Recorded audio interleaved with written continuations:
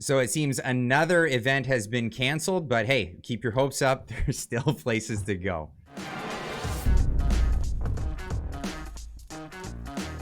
Today I bring in with me Meghan Murphy. Meghan, welcome. Thank you so much for joining me. Thanks for having me. Absolutely. So you've been busy recently.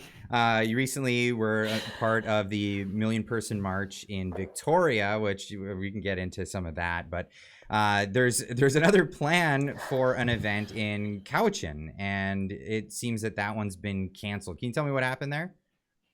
Sure, yeah. Things have been busy since I've been in Canada. Um, I came to do an event in Nanaimo on Sunday night, which we'd been trying to plan for some time. We lost the venue at the last minute and were able to secure a new venue in Ladysmith, thank God. So the event that we originally planned for Sunday night went on, and it was awesome. And I will put up the video on my YouTube channel as soon as I can. And because I was here, the people that I was connected with were like, let's do as many events as we can while we're here. People really want to have these conversations about gender identity, about what's happening with SOGI and what kids are learning in schools around women's rights and women's spaces. I was just so stoked that people were finally ready to have this conversation in Canada, because I have been trying to have this conversation in Canada for many, many years now, and it's been next to impossible. Yes. So Well, we did secure a venue in Cowichan, the Cowichan Community Center, for tomorrow night. So that would be Wednesday. I suppose this is airing on Wednesday. So Wednesday, October 4th was the plan for Cowichan Community Center. And they canceled us at the last minute due to activist harassment, which is how things go every single time I speak anywhere, pretty much. Citing the BC Human Rights Code, and we can talk more about so that later, but we have you've been secured at another this venue. for some time. I mean, I caught up on some of your talks with Joe Rogan. You've been just recently on Michael Malice's show, or talking with Michael Malice. I had him on my You had podcast. him on Yeah, your yeah, show. yeah. Okay, so Yeah. but you've been at this for some time. You were one of the first in Canada beating the drum alongside of Jordan Peterson, saying, this is Right. craziness. What is it that we're doing here? Because like the legislators, it doesn't seem like they even know what's happening. And now we have this whole movement to push children, and this is where I come in, right? I'm a daddy. I've got my little cubs, and I want to make sure that they're safe and they're sound and away from predation. This is my biggest fear of what could happen in the public schools. I mean, we've heard historical stories about things that happened in the Catholic Church, but it seems that a lot of predators aren't going there anymore. It seems that they found a new venue for where they want to go, and they're definitely fostering that kind of environment in the school system right now. So what was this main event that's supposed to take place tomorrow? They got canceled, and now a new thing. What's the main purpose of this event? You know, I've been, like you said, trying to talk about gender identity ideology and the impact specifically on women and girls for a really long time. I testified against Bill C-16, which is Canada's gender identity legislation, back in 2017. I was trying to write about this and sort of warn people of the potential repercussions in, 2016, 2015. And those of us who spoke out, including Jordan Peterson, as you mentioned, were either completely ignored. The women speaking out were ignored by the media, ignored by the politicians, and most people speaking out, who were, again, not very many, were just vilified as like far-right extremists who hate the LGBT community. So they refused to engage in good faith with the actual arguments we're making. Um, I just want to open up the conversation there. And people are desperate in Canada, especially now that parents are catching on to what their kids are being taught in school around gender identity ideology and the harms that come along with this, the harms that come along with this idea that there's such a thing as a trans kid, that a kid can be born in the wrong body. And if they're born in the wrong body, they have to go on like these hormones, puberty blockers, maybe have these really what are experimental surgeries that ruin their bodies for life. Well, Um, it's ridiculous. the My son right now, he's going through a bit of an identity crisis at the age of 3. He identifies as Spider-Man. And the thing is, I want that to just be an innocent little thing that he does, and you play along with Not it. permanent. No, it's not permanent. It's not gonna be. I think it was Iron Man a few days ago. So this is how quick things can evolve in a child's life, and we're talking about people who have an ideological bend getting involved in these crucial times in a child's life. Yeah. It's nerve-wracking. It's nerve-wracking for a parent to think that people are going to take that seriously and say, well, he identifies as Spider-Man. I think he needs a radioactive spider bite. Yeah, it's totally insane because as adults, we should remember what it was like to be a kid and a teenager and like the phases that we'd go through and the struggling to find our identities and this place in this world, the struggle to fit in with our peers, the struggle to, feel special and important and be paid attention to, the struggles of going through puberty, like all of these things were immediately so obvious to me. When I was a girl going through puberty, I felt uncomfortable with my body.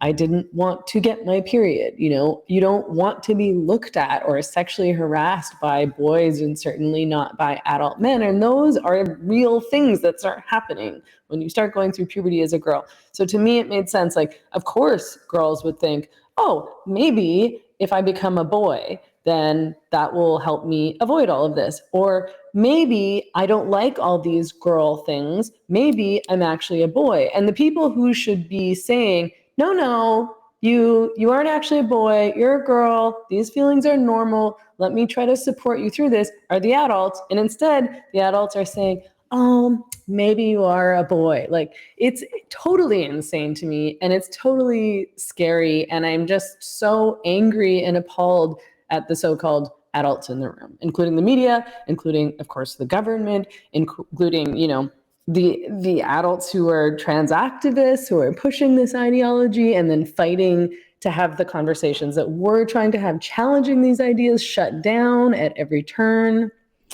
Well, I find that there might be even another psychological thing where you're just telling children that they're not good enough and that they need to change something about them. I think kids should understand that they're good enough. They can find their strengths and find their weaknesses and move on with life. And these are the things that we should be struggling with. I know we have all these new months. We just announced a new LGBT month. The Principals of Ontario did. That was a recent There's thing. another month now, eh? Yeah. October is now LGBTQ. There's another acronym. I think it's got something else new to it. I know. I have the same reaction too. LGBTSAIQ plus plus. It changes every day. It's something. But yeah, it's a new month, of course. My question was, when are we going to have Science Month? When are we going to have Arithmetic Month, Reading Month? These are the things. How nature works. What is biology?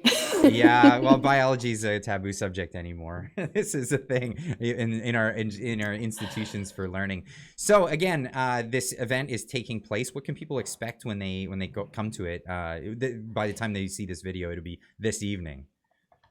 Yeah, so the event that we did on Sunday night was amazing. I mean, I've done a lot of these events again since I think we did our first event in Vancouver addressing the issue of gender identity and women's rights in 2019, and I've been doing them all over the world since then. And this was actually one of my favorite events. I'm really loving the people that I'm meeting over on the island, the people involved in the freedom movement, and the people who are ready to fight this. I'm meeting a lot of really brave, courageous people, but who've been silenced and are tired of being silenced and want to speak and have these conversations and not be marginalized and libeled essentially by our representatives, by our political representatives, by the media, who again have framed us as like far right extremists who are hateful and dangerous and bigoted. So, we want to talk about why women and girls need certain sex segregated spaces, why men cannot just have access to women's change rooms, to transition houses, to bathrooms, to women's sports, but also to talk about what's happening within this SOGI curriculum, which is telling kids that they can be born in the wrong body. No one's born in the wrong body. That's a terrible message to send to a kid. Mm. That is, asking kids to share their pronouns at school and asking kids and teachers to look for clues that maybe a boy is actually a girl. And all of this is happening without parents having any say in it. And so many parents that I talk to, it's heartbreaking because they feel helpless and they don't know what to do. So, a big reason that I do these events is so that people can come together in person, not just, having spats on the internet, in person, see each other's faces, meet each other, feel empowered, feel galvanized, feel that they're not alone, and start to organize. That's what you do. You meet people in real life, and then you can get together and say, hey, let's have a meeting. Hey, let's talk to the school board. Let's talk to the teacher. Let's talk to the principal. Let's talk to our political representatives and make sure that they know that we are not on board with this. So we've seen counter protests at a lot of these events, but one thing I've noticed reporting on these issues is the more frequent they become, the more people come on this side of not the counter side of these events. And what do you say to those people that are still kind of nervous? Should I go? Should I show up to these events? Maybe they want to go, but they're kind of scared. I understand feeling scared. I mean, I feel scared to go to these events too. I can understand that. I can understand that. It is scary. But I will say that we do a lot of work behind the scenes to ensure everyone's safety and to ensure that these events are peaceful and safe for everyone. We have a really great security team. And so I also know that all of the feedback that I get after these events, and this was absolutely true of our Sunday night event, is that people felt great. Everyone felt so happy and inspired. We do a Q&A, so we do a panel, and then we do an hour-long Q&A, and people can share their thoughts and questions. And I mean, speaking your truth is incredibly empowering. And again, getting together with other people and seeing that we aren't alone. A lot of people have felt so isolated on this issue. There's other issues that this comes up as well, but I get emails constantly from people saying, I live here and I feel like I'm the only one in my entire community who feels this way and I don't know what to do. And you aren't alone and you aren't the only one. There's lots of people who feel like you do and have these concerns. And the power is in the people, right? The politicians and the media and the corporations want us to feel alone and isolated and like we're the only ones and like there's nothing that we can do, but we can do something because we are the majority. And these people work for us, and we're the ones who can make change, and we just need to get together and do it. Absolutely. What a great message. So the Substack is meghanmurphy.ca. Is that correct? Yeah. Go check it out. Yeah. And there's all kinds of stuff written up here, and then also where you can find the tickets to go to this event. If people don't get the tickets in time, can they show up to the event and possibly get in? Yeah, definitely. So we are selling tickets ahead of time by donation, and the link is there on my Substack at www.meghanmurphy.ca. And we will be selling tickets at the door, cash only. We're a volunteer team, so we do things as simply as we possibly can, although of course it never really is simple, but please come. It's from 7 till 9 in Parksville at the Parksville Community Center, and you can pay cash at the door on a sliding scale. We don't want to turn anyone away. Yeah, cash is king. Meghan Murphy, thank you so much for joining me Righto. Thanks for having me. I appreciate it.